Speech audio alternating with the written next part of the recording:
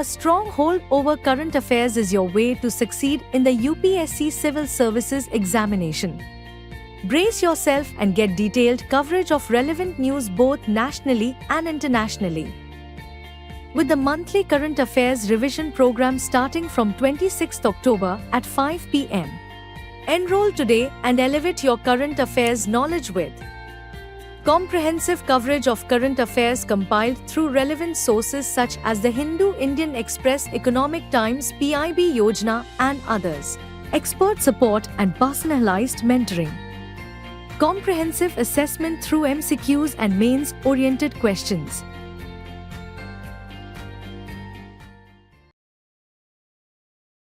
Hello and welcome to this edition of News Today. Without delay, let's have a look at the headlines first. United Kingdom's Parliament votes in favour of historic assisted dying bill for terminally ill adults. National Green Tribunal or NGT asks CPCB to prepare pan-India guidelines to tackle illegal sand mining. 13th National Seed Congress or NSC, organised by the Ministry of Agriculture and Farmers' Welfare, concludes. MSMEs facing challenges in doing business report released by ASSOCHAM and IGNOU. 2024 marks 40 years of Bhopal Gas Tragedy. Union Health Minister inaugurates World AIDS Day 2024 event. In a historic move, the United Kingdom's Parliament has voted in favour of the Terminally Ill Adults End-of-Life Bill, a landmark legislation that could significantly change the way terminally ill patients are treated at the end of their lives. The new bill allows terminally ill adults with less than 6 months to live the right to die, once the request has been signed off by 2 doctors and a High Court judge. The bill relates to assisted dying, where a terminally ill patient is given lethal drugs by a medical practitioner, which they then self-administer to end their own life. This differs from euthanasia, in which a physician deliberately administers lethal drugs to end a patient's life, potentially to relieve suffering, even if the patient is not terminally ill. Now, let's look at the ethical dilemmas surrounding assisted dying and euthanasia. On the pros side, supporters argue that assisted dying can alleviate suffering, providing relief from chronic misery and vegetative state, and offering a human way to end prolonged suffering. It also preserves the patient's dignity and autonomy by recognizing the patient's right to make end-of-life decisions. From a professional and ethical approach, it involves a careful evaluation by a medical board and includes legal pre-scrutiny, designed to prevent potential misuse. However, the cons of assisted dying and euthanasia cannot be overlooked. Critics highlight the ethical and moral challenges, particularly conflicting with the medical ethics of preserving life, which can create a moral dilemma for physicians trained to save lives. There's also the risk of misuse, with concerns about the danger of vested interest, such as organ transplantation considerations. Furthermore, the practice raises socio-cultural and philosophical sensitivities, especially conflicting with cultures having strong religious beliefs, such as Christian theology about life and death. Notably, philosopher Immanuel Kant argued that the voluntary act of destroying oneself can never, under any circumstances, be regarded as allowable. This development marks a pivotal moment in the ongoing debate over assisted dying and euthanasia, with significant ethical, cultural, and medical implications. In a significant move, the National Green Tribunal or NGT has directed the Central Pollution Control Board or CPCB to prepare pan-India guidelines to tackle the growing issue of illegal sand mining. The NGT highlighted that the extraction of silica sand from silica sand mines poses severe health risks to workers, with silicosis, a lung disease caused by inhaling crystalline silica dust, being a major concern. Furthermore, the tribunal observed that silica sand washing plants often lack proper record keeping, and statutory regulators are neglecting their responsibilities when it comes to enforcing compliance with laws. Silica sand is produced by crushing sandstone or quartzite of open texture and then washing and grading it to yield requisite grain distribution. However, as the NGT points out, the growing demand for sand, especially in construction, has led to illegal mining activities that cause significant environmental damage. To understand the scope, sand is the world's second most exploited natural resource after water, according to the United Nations Environment Programme or UNEP. In India, it is classified as a minor mineral under the Mines and Minerals Development and Regulation Act 1957. Now, what exactly is sand mining? It is the removal of primary natural sand and resources like minerals, metals from natural environment like land, rivers, etc. for extracting valuable crushed stone, which is then used for subsequent processing. The factors responsible for illegal sand mining include high demand for sand in construction, organized sand mafias, and a lack of sustainable alternatives, etc.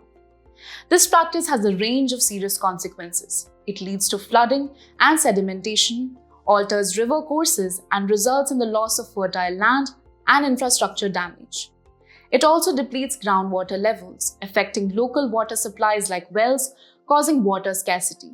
Sand mining also leads to biodiversity loss as it disrupts aquatic habitats, threatens endangered river species like gharial, freshwater turtles, otters, river dolphins, etc.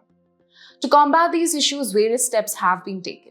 Section 23C of the MMDR Act allows state governments and union territories to create rules to prevent illegal mining, transportation, and storage of minerals. Additionally, the Sustainable Sand Management Guidelines 2016 and the Enforcement and Monitoring Guidelines 2020 aims to restore river ecology.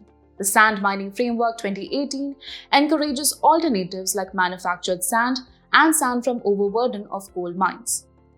Moreover, the mining surveillance system uses space technology to track and control illegal mining activities. With these steps, the government is working to curb illegal sand mining and protect both human health and the environment. Moving ahead, the 13th National Seed Congress or NSC, organized by the Ministry of Agriculture and Farmers' Welfare, has successfully concluded. This year's event focused on the theme Innovating for a Sustainable Seed Ecosystem, emphasizing advancements in seed technologies, biofortified crops, and climate-resilient practices such as direct seeded rice or DSR. Let's start by understanding the concept of a sustainable seed ecosystem. According to the FAO, it ensures timely access to affordable, high-quality seeds of suitable crop varieties for farmers, which is crucial for sustainable agricultural practices. The significance of quality seeds cannot be overstated. Good seeds guarantee genetic and physical purity of crops and their ability to withstand adverse conditions. Seedlings produced from quality seeds are more vigorous, grow faster, and resist pests more effectively. Additionally, their efficient root systems enhance nutrient absorption, resulting in higher yields. Research indicates that good quality seeds of improved varieties can increase yield by at least 10 to 12%. However, challenges persist in India's seed ecosystem. The seed replacement rate or SRR remains around 15 to 20% depending on the crop variety. For hybrid seeds, however, it is 100%. SRR represents the percentage of crop areas sown with certified seeds instead of farm-saved seeds. Another concern is monoculture farming, such as the widespread use of Bt cotton, which reduces biodiversity and increases pest vulnerability. The seed market monopoly, dominated by multinational companies like Bayer, limits access to local seeds. Additionally, the pending seed bill and lack of seed entrepreneurship further hinder progress in this sector. Now, let's discuss the steps taken by the government to address these issues. The National Seed Corporation or NSC, established in 1963, produces foundation and certified seeds for over 600 varieties across 60 crops, ensuring a robust supply chain. The Seeds Act 1966 regulates seed quality and establishes state seed certification agencies to maintain standards. The National Seed Policy 2002 focuses on varietal development, seed quality, and intellectual property protection. Initiatives like the Seed Village Program or Beej Gram Yojana aim to improve the quality of farmers' saved seeds. Additionally, the National Seed Reserve ensures seed availability during climate disruptions, safeguarding farmers' livelihoods. The 13th National Seed Congress has highlighted the need for innovation and sustainability in the seed sector, which remains the cornerstone of India's agricultural success. With continued efforts and effective policies, The country is poised to strengthen its seed ecosystem further. Moving ahead, in a recent report by ASSOCHAM and IGRO titled MSMEs Facing Challenges in Doing Business, several critical issues affecting India's micro, small and medium enterprises or MSMEs have been highlighted. Firstly, the report sheds light on the significant role MSMEs play in the economy. As of fiscal year 2024, MSMEs contribute nearly 30% to the country's GDP, 45% of manufacturing output and 46% of exports. Looking ahead by 2047, it's projected that the manufacturing and services sectors will employ 67% of the workforce and contribute over 75% of GDP. MSMEs are essential to global economy as well, making up 90% of businesses worldwide and contributing 50% of the global GDP. The Indian MSME sector is projected to grow to a massive $1 trillion by 2028. However, despite their importance, MSMEs are grappling with several challenges. One of the key issues is the delay in registration. The cumbersome process, along with an inefficient single-window clearance system, continues to hinder their growth. Additionally, many MSMEs face confusion about government schemes due to a lack of awareness and confusion among schemes and lack of coordination between the center and states. For example, complex GST registration procedures and frequent amendments have raised the cost of doing business. Another major hurdle is the administrative burden, with overlapping documentation for various statutory requirements such as professional tax, contract labor, and minimum wages impeding smooth operations. Labor issues too persist, including the absence of well-defined trial periods for new hires, the prevalence of unskilled workers, inconsistent wages across states, and inefficient training centers. Finance continues to be a significant concern, with limited access to institutional finance, opaque loan application processes, and a lack of collateral preventing MSMEs from scaling up. Exporting also remains a challenge, with inadequate infrastructure and the absence of environmental, social and governance or ESG reports by Indian MSMEs impacting export competitiveness. To address these issues, the report offers several recommendations. First, streamlining the registration process through a single window clearance system, supported by a dedicated helpline and a standardized checklist for documents, could simplify operations for MSMEs. Additionally, the formation of a dedicated MSME Coordination Council could help to streamline government scheme implementation, simplify GST registration, and reduce the frequency of amendments. Workforce management is another area in need of attention. Uniform labor wages, affordable labor insurance schemes, and industry-aligned vocational training programs are essential to enhance workforce quality. In terms of finance, enhancing the role and reach of Mudra, developing fintech solutions, and focusing on financial literacy could help MSMEs access the funding they need. Finally, strengthening infrastructure and creating a tailored ESG framework would enhance MSMEs' cost competitiveness and boost their ability to export more effectively. In conclusion, while MSMEs are vital to India's economy, these challenges must be addressed to unlock their full potential. Today, we mark 40 years since one of the darkest chapters in industrial history, the Bhopal Gas Tragedy. Let's take a closer look at the event that shook the world and its enduring aftermath. On December 3, 1984, a massive leak of methyl isocyanate or MIC gas occurred at a pesticide plant owned by Union Carbide India Limited or UCIL. This highly toxic gas claimed thousands of lives and affected countless others, making it India's first major chemical disaster. Even today, 4 decades later, the tragedy continues to haunt us. Hundreds of tons of toxic waste remain on the premises of UCIL, a grim reminder of the disaster's long-lasting impact. Moving on, let's turn our attention to other chemical disasters in India. In 2024, an ammonia gas leak in Chennai occurred due to a damaged gas pipeline caused by cyclone Maichong. In 2020, the Vizag gas leak involved styrene gas escaping from LG Polymers in Visakhapatnam. In 2017, the Tughlakabad gas leak released chloromethylpyridines, a chemical used in pesticide manufacturing, from a container. Now, what causes such catastrophic events? Chemical disasters often result from process and safety system failures, which can stem from human, technical, and management errors. Natural calamities can induce further vulnerabilities. Improper hazardous waste processing or even sabotage during unrest are also contributing factors.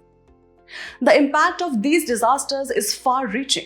On the health front, exposure to toxic chemicals affects women's reproductive health, causes respiratory problems, cancer, and even genetic mutations. Environmentally, these disasters lead to soil, water, and air contamination, disrupting ecosystems and biodiversity. For agriculture, hazardous chemicals damage crops by stunting growth, inhibiting photosynthesis, and reducing productivity. Lastly, toxins released during such events can enter the food chain, causing bioaccumulation with long-term consequences. Since the Bhopal tragedy involved methyl-isocyanate or CH3NCO, let's briefly understand this compound. Well, MIC is a volatile and colorless liquid, highly flammable and potentially explosive when mixed with air. It reacts violently with water, producing methylamine and carbon dioxide while releasing heat. Both its liquid and vapor forms are extremely toxic, posing serious health risks on exposure. Finally, what steps have been taken to manage and prevent chemical accidents? India has introduced several measures. The NDMA guidelines on chemical disaster management emphasize inspection systems and establishing information networks at state and district levels. The Explosive Act 1884 regulates the manufacture, possession, transportation, and the use of explosive. The Chemical Accidents, Emergency Planning, Preparedness and Response Rules 1996 focus on emergency preparedness and response mechanism. As we remember the victims of the Bhopal Gas Tragedy, this anniversary serves as a stark reminder of the importance of vigilance, accountability, and robust safety protocols to prevent such disasters in the future. On the occasion of World AIDS Day 2024, the Union Health Minister inaugurated a national event reaffirming India's commitment to fighting HIV/AIDS. Since 1992, World AIDS Day has been observed annually on December 1st by the National AIDS Control Organization or NACO under the Ministry of Health and Family Welfare, serving as a platform to raise awareness and strengthen global solidarity in combating this epidemic. The human immunodeficiency virus or HIV, which causes AIDS, primarily targets and destroys CD4 cells, a type of white blood cell crucial for protecting the body from infections. HIV belongs to the retrovirus family. Retroviruses have their genetic instructions encoded in ribonucleic acid or RNA. When a retrovirus invades cells, it converts its RNA into deoxyribonucleic acid or DNA, mimicking the cell's own instructions. It then integrates its DNA into the host cell's genetic material, effectively hijacking the cellular machinery. Medical advancements like antiretroviral therapy or ART have significantly transformed the treatment landscape, helping millions manage the virus effectively and lead healthier lives. If left untreated, HIV progresses to acquired immunodeficiency syndrome or AIDS, a condition that severely compromises the immune system. Now, let's take a closer look at the current HIV status in India. India is home to over 2.4 million people living with HIV, the third largest population globally. However, there is a silver lining. Since 2010, new HIV cases in India have decreased by an impressive 44%, outpacing the global reduction rate of 39%. India has set ambitious targets to fight HIV/AIDS. The country adopted the 90-90-90 target, which was later escalated to 95-95-95. As of now, 81% of people living with AIDS have been identified. 88% are receiving antiretroviral therapy, and the viral load of 97% of treated individuals has been suppressed. In addition, the National AIDS Control Program or NACP Phase 5th aims to reduce new HIV infections and AIDS-related deaths by 80% by 2025-26, using 2010 as a baseline. Furthermore, landmark legislation like the HIV and AIDS Prevention and Control Act 2017, alongside initiatives such as Mission Sampark, has strengthened outreach and support for affected communities. On World AIDS Day, we not only honor the progress made, but also renew our commitment to ending the HIV epidemic. With awareness, determination, and collective action, India moves closer to achieving its goal of eradicating AIDS. In today's Place in News, we will be discussing Nigeria, with its capital, Abuja. Recently, at least 54 people were reported dead following a riverboat capsizing in northern Nigeria. Now, let's discuss a few key facts about Nigeria. It is situated on the western coast of Africa and shares political boundaries with Niger to the north, Chad and Cameroon to the east, Benin to the west, and the Gulf of Guinea of the Atlantic Ocean to the south. Moving to its geographical features, Nigeria has three major drainage basins: the Niger-Benue Basin, the Lake Chad Basin, and the Gulf of Guinea Basin. Its most prominent watercourse, the Niger River, is the third longest river in Africa, after the Nile and the Congo. One of the lakes formed in the backwaters of the Niger River is Lake Fagube, which has been dry since the 1970s. However, a more notable lake in Nigeria is Lake Chad, an endorheic freshwater lake located at the conjunction of Chad, Cameroon, Nigeria, and Niger. As we conclude today's main news, let's have a look at some quick updates. Asia-Oceania Meteorological Satellite Users Conference or AOM-SUC 14 is being held in New Delhi. It is held annually since its first edition in Beijing in 2010. It is a key event for meteorologists, earth scientists, satellite operators and students and is hosted by India Meteorological Department, Ministry of Earth Sciences. Indian Institute of Corporate Affairs organized an MOU signing with executive search leaders to enhance the Independent Director Data Bank or IDDB. It is an initiative of the Ministry of Corporate Affairs for the capacity building of the existing independent directors. FSSAI has classified packaged drinking water as high-risk food category. High-risk foods are ready-to-eat foods that support multiplication of pathogenic bacteria that could be harmful. These include dairy products, meat products including poultry, fish and fish products, etc. 13th edition of Joint Military Exercise Agni Warrior or XAW 2024 concluded in Maharashtra. Agni Warrior is a bilateral exercise between Indian Army and Singapore Armed Forces. Its objective is to maximize mutual understanding of drills and procedures to achieve jointness as a multinational force under United Nations Charter. IMD has issued red and orange alerts for multiple districts in Kerala and Tamil Nadu due to Cyclone Fingal's residual impact. Cyclone Fingal is a tropical storm. A cyclone is a large-scale system of air that rotates around the center of a low-pressure area. NDMA classifies cyclones broadly into two categories: extratropical cyclones and tropical cyclones.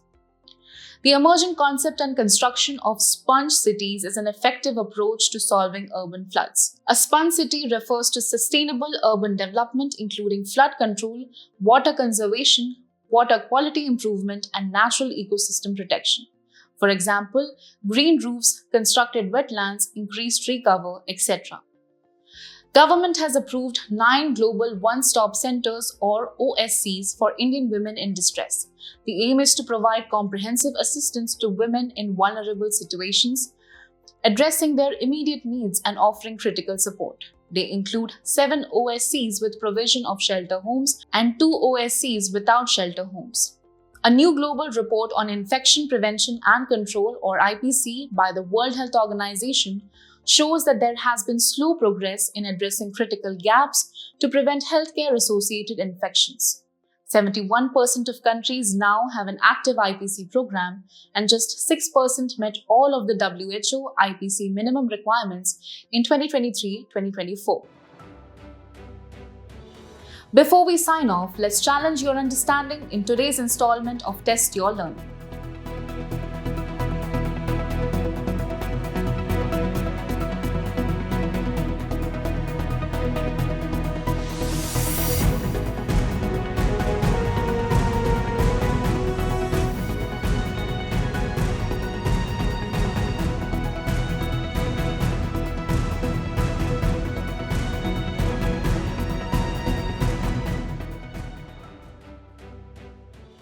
Thank you for joining us. We hope you found this episode of News Today engaging. For the solutions to the quiz and to access the PDF version of News Today, remember to visit the provided links in the description below.